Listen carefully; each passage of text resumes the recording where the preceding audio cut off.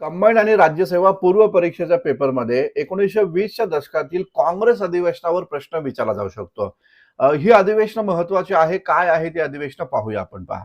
बघा 1923ला अधिवेशन झालं दिल्लीमध्ये, ज्याचे अध्यक्ष मौलाना अबुल कलाम आझाद होते. हे विशेष अधिवेशन होतं काँग्रेसचं, लक्षात घ्या. त्यानंतर 1923ला दुसरं अधिवेशन झालं डिसेंबर महिन्यात कोकीवाडामध्ये, ज्याचे अध्यक्ष मौलाना मोहम्मद अली जोहर होते. हे मोहम्मद अली जोहर खिलाफतीचे नेते होते, हे लक्षात असू द्या. 1924ला बेळगाव अधिवेशनाचे अध्यक्ष हे महात्मा गांधी होते आणि इथं मामा वरेरकर होते. त्यांनी तुरुंगाच्या दारात या नावाचं नाटक इथे या ठिकाणी सादर केलं, जे अस्पृश्यता निर्मूलनाशी संबंधित होतं. बघा 1925, बघा 100 वर्ष पूर्ण झालेत. कानपूर अधिवेशन आहे, ज्याचे अध्यक्ष सरोजिनी नायडू.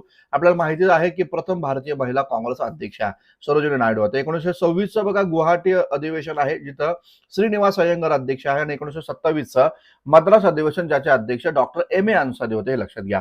1928 पण इम्पॉर्टंट आहे. बघा इथं कलकत्ता अधिवेशन आहे, मोतीलाल नेहरू अध्यक्ष होते. आणि याचं एक वैशिष्ट्य काय की ऑल इंडिया युथ कॉन्फरन्सचं गठन इथे या ठिकाणी झालं, ज्याचे अध्यक्ष या ठिकाणी पंडित जवाहरलाल नेहरू होते. आणि हेच नेहरू पुढच्या वर्षी 1929च्या लाहोर अधिवेशनाचे अध्यक्ष बनतात. आणि जिथं ते लाहोर प्रस्ताव म्हणजे संपूर्ण स्वातंत्र्याची मागणी इथे या ठिकाणी करतात. या पद्धतीची ही काँग्रेस अधिवेशन करून ठेवा, परीक्षेला नक्की विचारली जातील.